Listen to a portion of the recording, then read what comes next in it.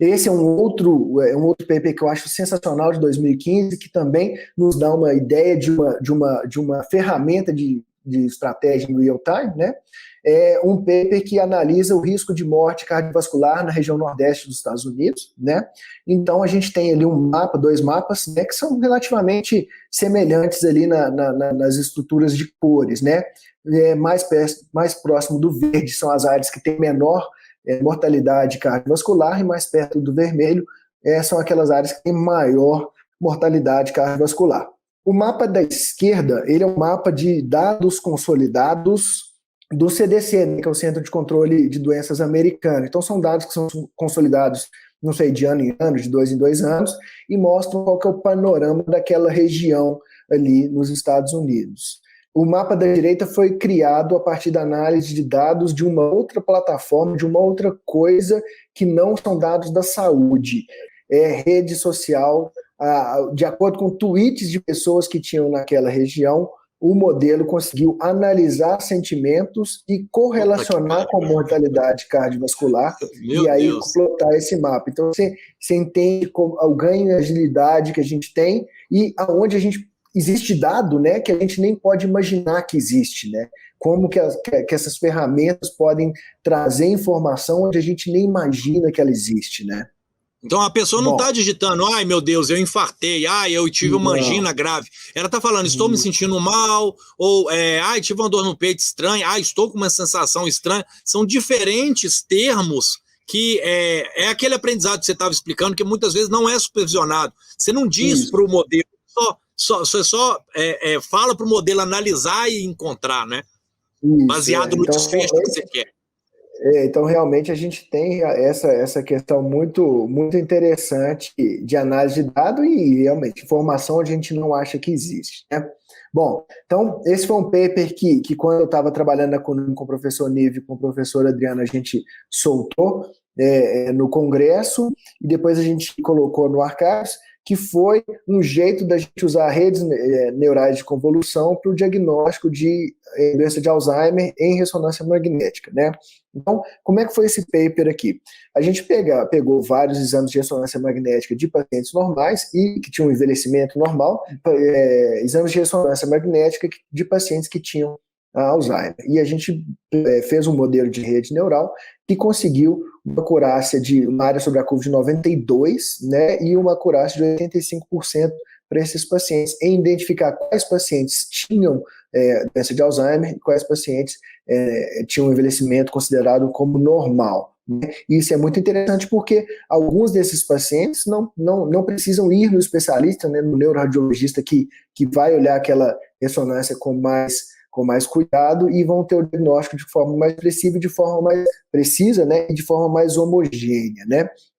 E os highlights desse paper que a gente apresentou foi o jeito de como a gente explicou esses achados, né? Então, o que a gente fez? A gente pegou as imagens de cérebros de pacientes normais e a gente pegava pequenas regiões dos cérebros na imagem, né, e mudava para imagens de pacientes com Alzheimer, né? Então a gente tinha um cérebro basicamente normal, com algumas regiões de imagens de pacientes com Alzheimer, né, regiões superpostas, né?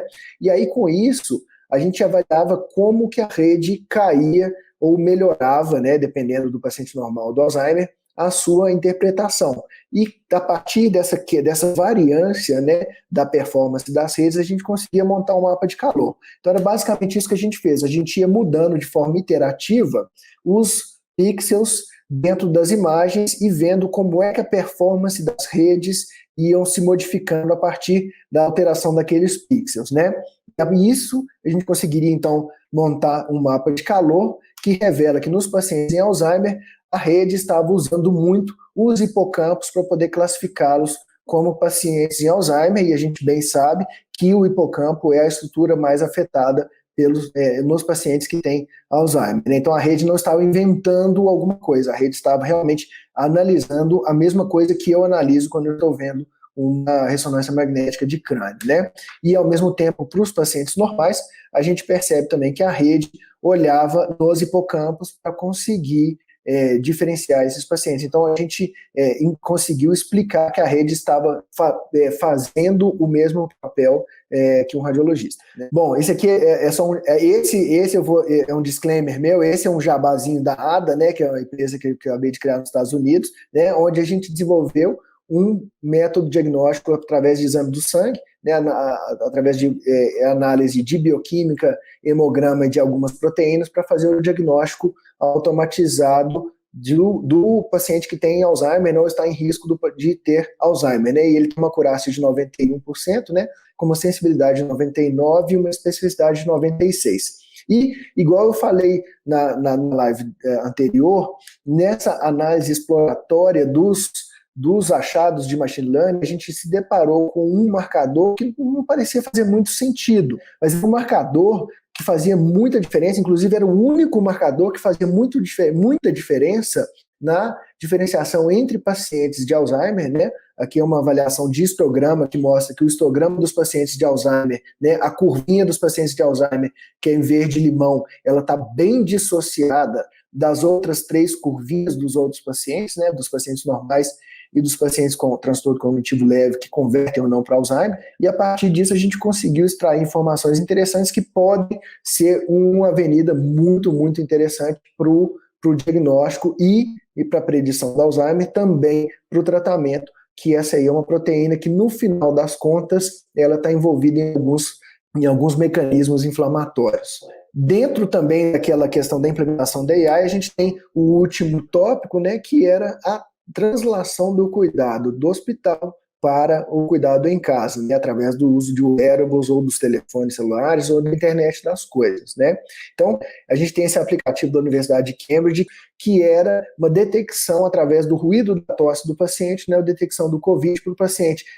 Começou a ter sintomas de COVID, ele faz esse teste em casa mesmo e ele consegue fazer o isolamento e a gente consegue também ter um contato maior com esse paciente e ter um cuidado maior com a evolução desse paciente.